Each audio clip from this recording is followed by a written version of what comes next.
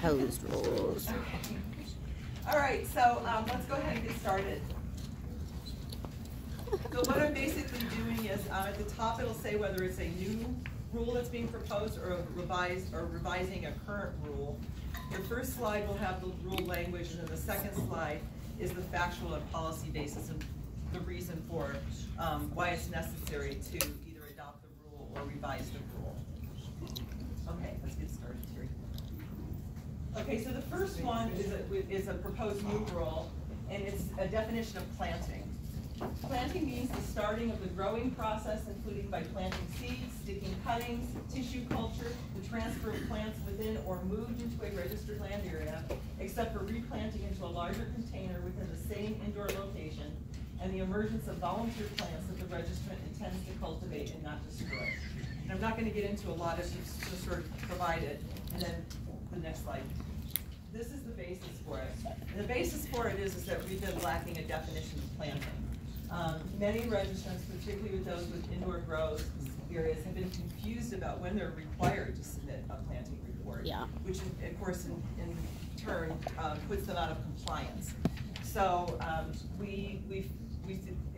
this is a proposed rule to help that. And again, it's led to non-compliance, and it's also placed a lot of administrative burden on the staff because we're having to answer a lot of questions about when you're supposed to file a planting report. Okay, the next one is revised rule 2.12. And I just sort of put this into context. It's really only 2.12. It would be deleting the term business. And basically, what this is that this is information that's supposed to be provided on a commercial industrial hemp registration application. And we have this term sole proprietor, and that it would be inconsistent with the word business. And the thinking behind that is we have, Mr. John Smith who wants to register, and he's not part of a business entity. And then we have a business entity, and so that was just inconsistent, and that's just to clarify that an individual can register for an industrial hemp registration. So I just went through the factual policy basis there, and it essentially eliminates an inaccuracy in the rule. Okay, this is revised rules, proposed revised rules 2.16 and 2.26, and when you see 2.16 and 2.26, what that is usually one part of the rule is in the commercial application part of the rules, and the other one might be in the research and development, so they're sort of identical mirroring provisions, just applying to two different kinds of applications and registrations. And so this one, the proposed cleanup is a map of the registered land area on which the applicant plans to cultivate industrial hemp, showing the boundaries and dimensions of the land areas, whether in acres or square feet or both is appropriate. Next slide. And so basically, on this one, the language was referring to it as a registered land area at the time of application, which is an inaccuracy because it doesn't become a registered land area until the registration is issued. And it's really important because in this program, what you really are registering is a land area. So we want to be really clear and specific that what we have registered are registered land areas, and that becomes registered after the registration is issued. And the other thing that in the way that the rule currently reads is that it says on the map for the application that on the map it's supposed to have essentially what it says is either the outdoor grow area or the indoor grow area, but of course some registrations have both. They'll have the 10 registered acres, and on those 10 acres they'll have an indoor grow site. So it's been a lot of confusion at the time of application, and we need to clear that up, that both of those need to be shown on the map at the time of application. Right, and the other thing is that sometimes there's multiple buildings within a registered land area. So the rule is, of course, anything in the registered land area has to be hemp, but if you have multiple buildings, you have to identify where you're growing the hemp. So it's trying to get clarity on the front end of this, so that when we go out and use these for inspections and that sort of thing, that we are making sure that we're properly registering things on the front end. And then finally, the proposal is to amend the language from substituting the word grow with cultivate. Because it's more than just growing industrial hemp. Maureen, is a hoop house considered indoor or outdoor? Indoor. Okay. Okay. Next proposed revised rules, it's essentially the same thing, is basically, well, it's a little different. In the research and industrial hemp registration, those are not issued to sole proprietors, so having that word in the rule is actually an inaccuracy. And we also, the proposal is to eliminate the word business and just have organization, because really businesses are for commercial purposes that would fit under a commercial application, and research and development industrial hemp registrations are issued to institutions of higher education, which are non-commercial. So we just thought we'd clarify that. Okay. Okay, you've already done this. Revised Rule 2.24. This was, as I just said, the provisions and the language in the commercial applications and the research and development applications should mirror each other. And this is a cleanup because we had it stated correctly in the commercial applications that the legal description that we require is where the growing area is located. It's not of the growing area. So we're just cleaning this up in the research and development applications. Revised rules 2.8 and 2.9, and essentially this would be a fee increase for indoor grow areas. The annual registration fee for commercial production of industrial hemp shall be $500 plus $5 an acre outdoors, and or $3 per 1,000 square feet indoors. And really, right. One of the reasons for this, well, actually, let me read 2.9 and I'll explain both of them. So we have the same thing in 2.9, which refers to research and development fees. That would also be $3 per 1,000 square feet. But there's also being proposed to add that application fees for research and development registrations may be waived for institutions of higher education. So it's not always, but it may be. And then if you want to go to the next slide, Terry. I just want to add there that, we're trying to encourage the universities to get involved with that research. So it doesn't make a lot of sense to charge them $500. Graduate students trying to get somebody to sign off on something. So that's actually this slide. So that is why, what Terry just said, why the provision is being proposed.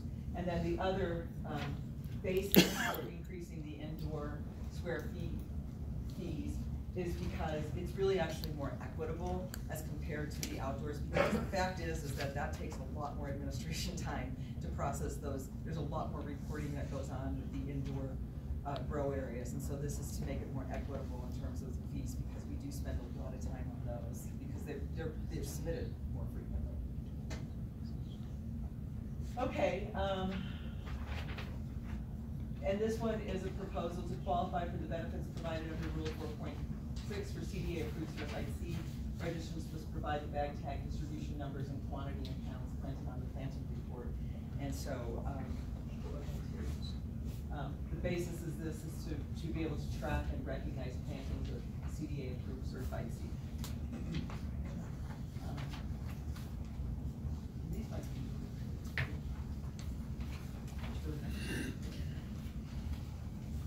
Oh, okay. Revised rules 3.3 and 3.63, again mirroring each other. A registrant must notify the commissioner immediately of any changes in reported harvest date in excess of 5 days by submitting an amended harvest report to the commissioner. If any such changes are made, the commissioner may require additional testing prior to harvest and may require that the registrant retain possession and control of the industrial hemp in its harvest form until such test results are received by the department. So a couple things going on here. It's been required that registrants notify the commissioner immediately of any changes in reported harvest dates. but we had to really dial this in this year because basically everybody's been calling me. And it's, you know, we need a system that's really more manageable and that we can really track. And so as much as we want to get away from additional forms because we already have a lot to, this is one where this approach will hopefully, we should provide some clarity between, it's a benefit really to the registrant because they know that we've gotten this information and of course we have that information in writing.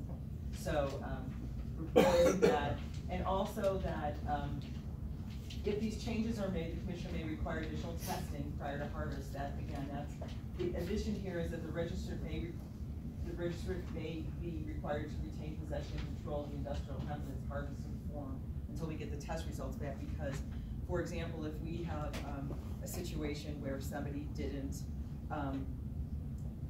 they changed their harvest date, or they didn't harvest when they said they were.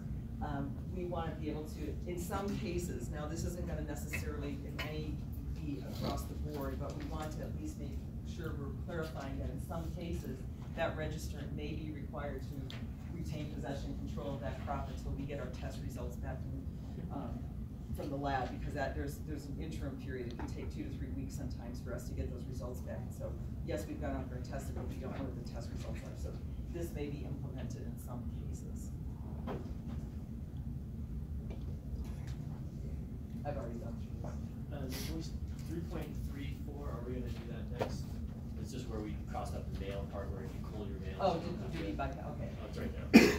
Okay, so 3.34 and 3.64, registrant is not required to document the removal of male cannabis, just cannabis plants on a harvest report, provided that the cannabis plants are destroyed on the registered land area prior to filing the harvest report for removing cannabis plants. So this means if they know that their female plants are gonna go hot or have gone hot, they can destroy those right then and there without filing the harvest report with you guys. But if they want to harvest right then and there, because they know that they're gonna go hot and at that point in time they're not hot, can they file a harvest report and harvest then? It should have been filed 30 days prior, yeah. This is basically for, I mean, it doesn't work in indoor grows. That was where we got the biggest idea about this. Somebody says my plant is diseased, full of bugs, it's 20 degrees outside, I'm getting out of the greenhouse right now. Sorry, it's not gonna show them on a harvest report, so. It's not really a harvest though. Right, but I mean, if you remove a plant from an area, grow area, whatever, it's Supposed to be really unwanted cannabis plants. if you're cutting females. Many for growing your program, plants. you want them out there, deselecting or something.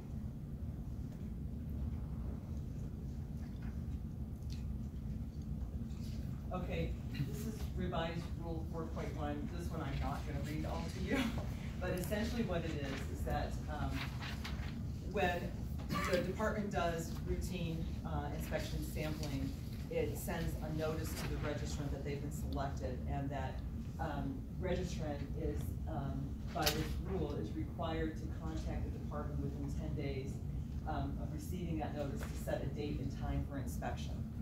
Okay, so that part's not changing. What's changing here is the way the rule reads now is that failure to respond within that time period,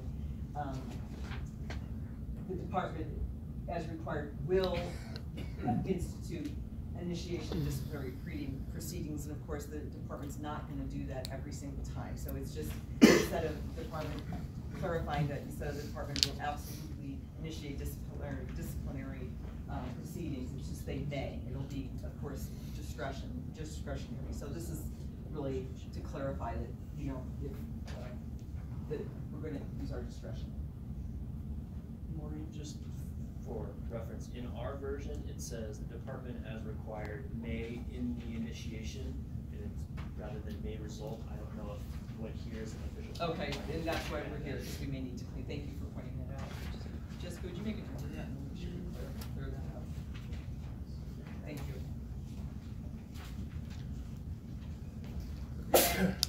Lacio. Okay, revised rules 4.71 and 4.72. 4.71, Registrants selected for inspection and sampling shall pay a fee of X, and we haven't determined that yet, and I'll speak about that, per inspection plus all laboratory costs. And essentially what we're trying to do here is we're trying to make it more equitable so that the registrants in the, for example, on the western slope aren't, bearing really a much higher share of these costs. And so we want to take a look at an average of these costs and then try to have a fee so we can equitably distribute this. So it's trying to be equitable. And are the laboratory costs still the same? Yeah, the sampling costs. $150 or whatever. Yes, this is for the inspection fees, the driving time, that's what. And then this is a cleanup in 4.7.2, registrants selected for inspection and sampling shall reimburse the department. Currently it says for laboratory costs, and of course it should be for both the fee, inspection fees, and the laboratory costs for 30 days. It's just mostly a cleanup.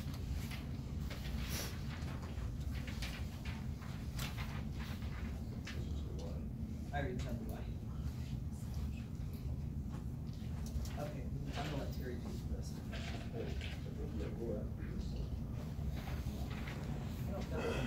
Oh, yeah. So, I don't think there's any more that are not certain. If there is some. oh, okay.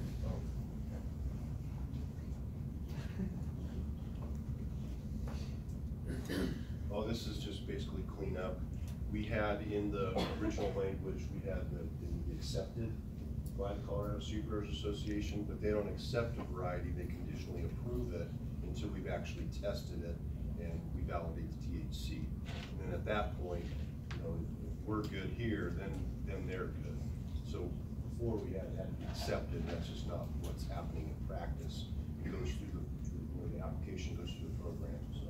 Can I pause real quick? So this is what everybody who was here last year, our big issue with this. This is not what we had come to the final conclusion on as far as if you didn't want to join the seed certification program, you could still get into the THC testing. Did you come here with Greg? Does this nullify that? It was always pretty much. And I saw him walk you in. That was the way we had it set up in the beginning. If you weren't in the program, you couldn't test your varieties. Right? But that was not the conclusion from my meeting with the commissioner at the beginning of this year and the secondary meeting that I had with you.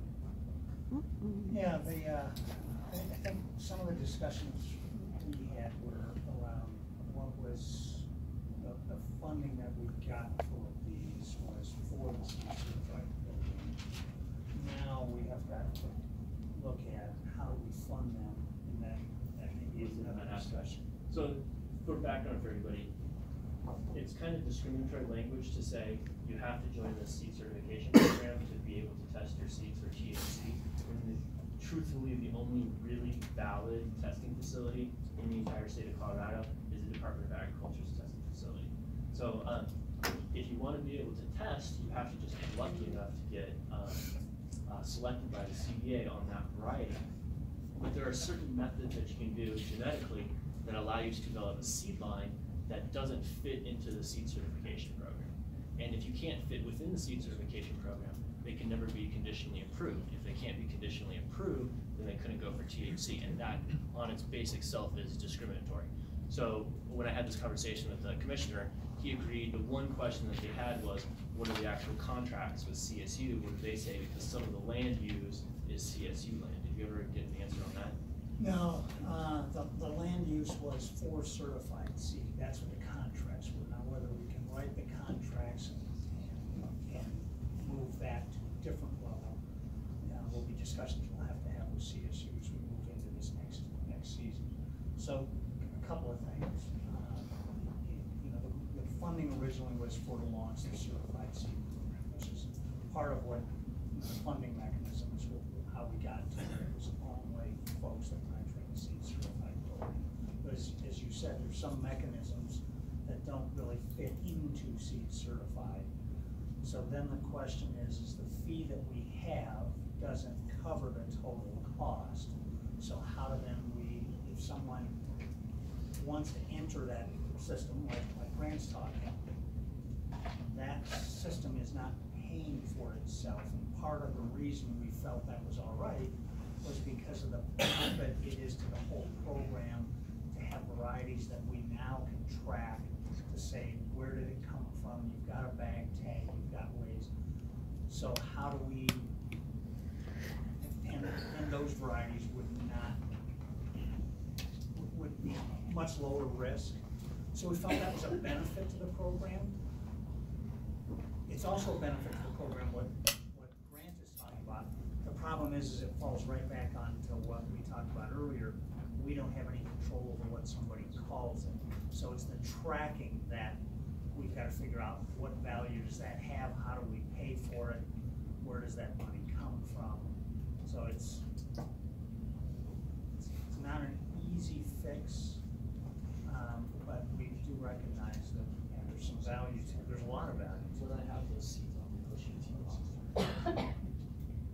And you know, I think that was, we've had these discussions, and we need to continue to figure out how do we solve it. Because the fee that we charge for somebody to enter does not in any way cover the cost of the program, so. Are you gonna keep the THC? My only comment is, as far as the variety testing goes, Grant, you know, I mean, it's a fixed cost for us, basically. So the more entries, the better, because I'm gonna be out there running around, or whoever's doing this is gonna be running around anyway. So, I mean, that piece of it, just to test genetics is that's not an issue. It's just, what do you do going forward with that? I mean, it would be good for you to know on the breeding side, but that's not necessarily something that you could. Do you want to take a do picture that of the paper? It would be more of a Do you want the selection paper criteria picture? for yourself, rather than this Just do is, that after you're done. you know, it'd be more of a service to test our labs, not mine. 7-1. So, rather than say you have something now you can go sell that we've approved. Well, yeah, you can't say it's No. approved by the CDA. People have tried that, but, I'll explain more. There's a few more pages I read. And I think one before that too.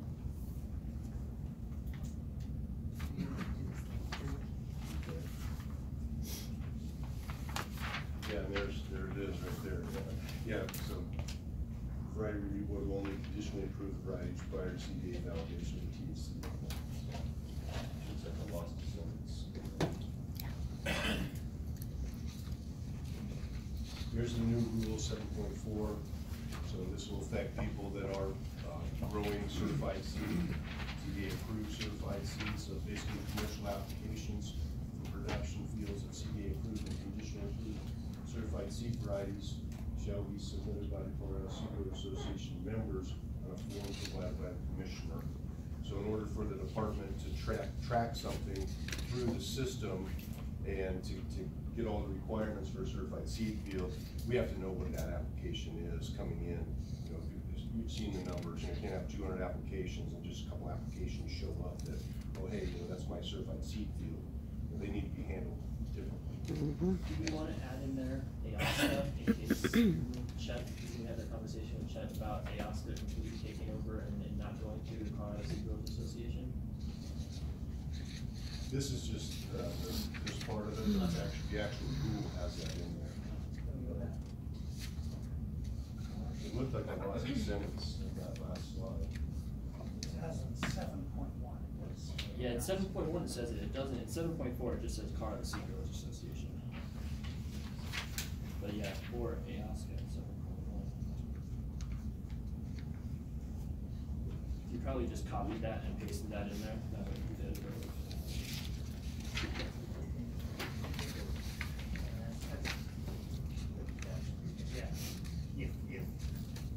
If AOSCA takes it over, then we wouldn't be able to do it anymore.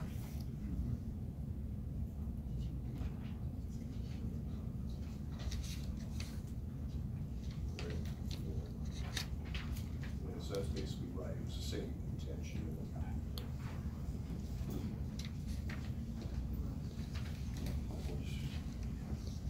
So as we heard last year, you know, what's going to happen, nobody really knows.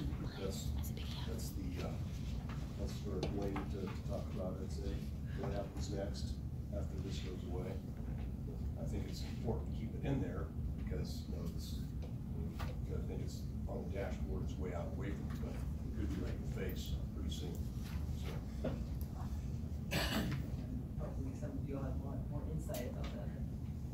I do. Dwayne does. Okay, Yeah, so what does the future look like? This is stuff you guys could discuss at the end, I'd say. Where are we going from here with the whole lamp industry? So that's it for rule changes? Yeah, and then it goes into certified seed. yeah, so, thank you. So before we get into certified seed, do we have any comments about the rules? Because we wanna take those comments. Go and- back to a specific rule. I have a question about the rule. Okay, So if I grow an uncertified seed, I can't get it tested? Can I even grow an uncertified seed, like my own genetics that I'm making? So, you know, in the Hemp Act, it says basically heritage seed. And that's why we have all this stuff going on that we have going on. So in Colorado, anybody can grow any cannabis seed they want. Mm-hmm. It's all cannabis until tested by the department and said, yes, it's hemp, for legal definition, so. So if I were to grow some of it, until you guys have actually tested it and shown the low THC rating, I'm technically growing cannabis, not hemp? Yeah, so you are always growing cannabis, right? Exactly. Hemp is cannabis. Marijuana cannabis is hemp cannabis. So, you know, all I'm talking about is certified seed, and That's the my way our question. program works, your seed would never be certified unless it went through this program. Unless Grant has some So I kind of. couldn't grow it for my own production? You can grow anything you wanna grow in Colorado because of the Heritage Seed Act. That's what I was asking. Yeah, yeah, that's why everybody's growing all this stuff that's going on, right? Yeah. Well, that's why I'm asking about the change in the act. He's talking about just the certified seed program. It's not really much of a change from what we've done before, really. no, I think he's just trying to get I'm oriented. clarifying it so I Yeah. understand. Yeah, yeah, So what do you get? Yeah, that's what I- Question before. What do you get? yes. Well, I think we need to just talk, right? Well, we How do I need to get take mine? public comments about the Okay, rules, so, okay, yeah, Veronica? okay. I'm not sure if this is particularly about a rule, but I just want clarification. If you were to purchase or get certified seed from one of the certified seed breeders that are available, but they grew that as female only and there was no pollination, does that still count as a certified genetics? Right, so that's a good question, and that's something I've thought about. So to be CDA approved, certified seed, and have the tag, and have gone through the system, so everything we're testing, of course, is seeded up. So if somebody's gonna grow something out that they bought certified seed, and then they're gonna chop all the females out, that's gonna change, that's, I mean, all the males, it's gonna change the nature of the thing, and we're gonna have to go out and see what's going on, you know. Thank you.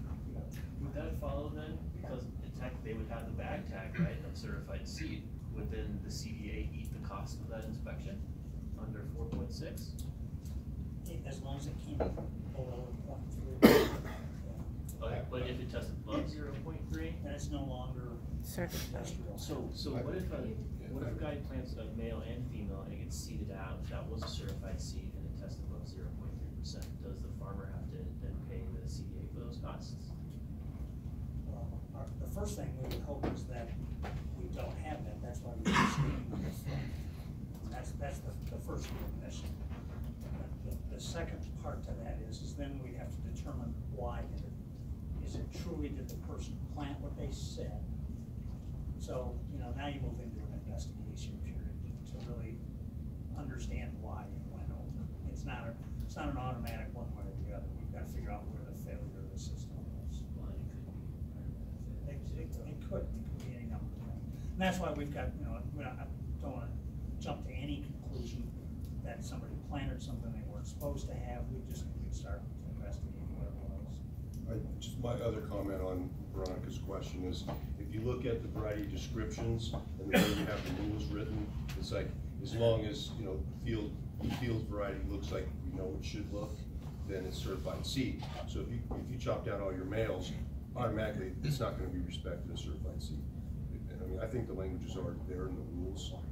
So, I think that's true, because if you allow a field to go completely seeded, the flower mass is roughly 2/3 seed, 1/3 chaff. And unpollinated plant is all chaff, and your resin numbers are gonna be much higher on the unseeded stuff than on the seed stuff. So is it really a true measurement on Exactly. measuring the fully seeded plants? And you're kind of stacking the deck in favor of the seed, really, and the variety, by testing the seeded plant versus the unseeded plant. there's no way for us to do that. Exactly. It's a little bit beyond the We have monoecious types, dioecious types together, you know, I mean, it's, Do we have any more questions about the rules? Just a comment on the inspector fees, maybe collect those up front, so to curb the no-shows, or, you know, people don't show, where it's, you forfeit your fee if you don't show up, so you have to pay again. I'd have to really think about administratively how that would work, but I'll certainly take the I suggestion. mean, get the fee up front, and if you don't show, you lose your fee, and you have to pay again, and, you know, Yeah. so forth. You're talking about when people don't show up when they have an appointment with an inspector? Yeah, so to curb They do those. pay travel time, Good, okay. so. Yeah, there's still usually- pay. Unless there's a good reason, then it's very possible that they're being billed for the travel and the inspector time twice. Mm. Was there more other questions about the rules? Yes. Going back to clarifying with the planning report and when it's due, and forgive me, I'm not the grow side, I handle the lab side, but, so we have clones in a greenhouse, that's a planning report. From greenhouse to outdoor grow is a harvest report as well as a planning report for outdoor grow, is that still the same? That Yes. hasn't changed? Yep. So really quickly, I just wanted to ask if the pay increases are gonna equate in some additional employees to help handle Yeah, all the that's growth okay. programs. We have, we have spending authority issues that are a little bit beyond my comfort. Yeah, coming from private industry, I never figured, I never understood how difficult it was just to get all the pieces of the puzzle to come together. So you have, do you have the money, one? Do you have the authority to spend the money, two? And do you have the authority to spend the money on what you are asking for, FTEs? We have the money. The added fees help make sure that we are sufficiently funded. We don't have the spending authority currently or the authority to get FTEs, and that's what we're working on. Legislative changes, We'll start with meeting with the JVC. That's where we'll start. in you guys, because last year we talked about how, let's see if we can raise fees, and so Bob ran within the ag commodity bill, the part that allows you guys to fee differently based on use. Did Yeah, the so- $3 for 1,000 square feet, that cover what you guys were looking for, without having to like charge CPD differently than like fiber? So we have a couple other issues that are related to not things we can change in the rule. We have a fee structure, some that have to be set by registrant, not by registration.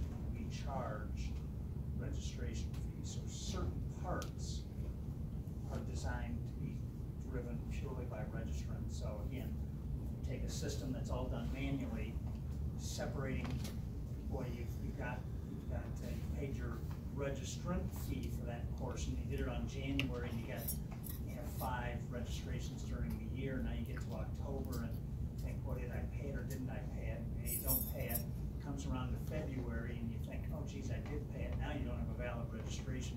It sets up literally just a nightmare internally, the registration versus the registrant structure that is in statute. So there's some things that just make it very difficult for us to administer. Any other questions about the rules? And we do want to try to move this along, because we still have some agenda items from the committee that we want to make sure that we discuss. But we want to, this is important that we get input about the rules. So is there anything else about the rules? I got a question. We're not really mentioning anything about foundation breeder, nuclear seed, or generations and genetics. We just say bad seed or good seed. That's Have you not done anything correct. into the generations of genetics in regard to seed? Well, Yes. so there's some slides coming up that just is an overview of what CDA approved certified seed is. And that's the only thing we deal with, right? Because the Heritage Seed Act, you can grow wherever you want to grow in Colorado. So the stuff that's under the CDA approved umbrella, if you will, is a whole different avenue. And it's true seed varieties that are, you know, unique, distinct, and stable. Year in, year out. Plant seed, grow seed. As long as it's under point. Mhm. So if you have any other comments about the rules, just so you can always submit your comments or questions to the industrial hemp email. do that right away because we're sort of moving this along. We need to get these submitted, but just so that we're making sure that we're being comprehensive here. But I think right now Terry wants to get it because we have his discussion about certified seed, and we also want to make sure we have the committee members talk about some things. Is it important that there's a public version of this meeting where there's public input allowed? It's going to be done again, is that true? Yes. There is. The end of the year review. When is that? It's tentatively set for December 3rd. It'll be posted on our website probably within the next week, once we nail down an exact time, but most likely December 3rd downstairs Actually, in a it'll bigger probably get room. posted right And then after that's a today. public meeting where we kind of repeat this, but with, you know, a little more fine tuning. We didn't After post we them at get the same their time because it might have been input stuff. confusing, so we waited till this one was completed and then we went and get that one posted, because we got it set, so. You go ahead. So these are just the issues, of course, you know, me being in the seed program, these are the kind of calls I get all the time, and we run into this, you know, bad clones, no roots. Yep. Planted seeds, spent $90,000, $100,000 or something, Ripping doesn't people grow, off. I have no crop to sell. You hear about it all the time, and, you know, there's not a whole lot of recourse on that, you just have to be smart about who you're buying seeds and plants from, and be careful with that, so. I think it's something that everybody needs to know, everybody knows about it, then you're talking about it, and how you lock this stuff up, well, you can't do it, so it's gonna have to be word of mouth, it's gonna have to be the industry itself.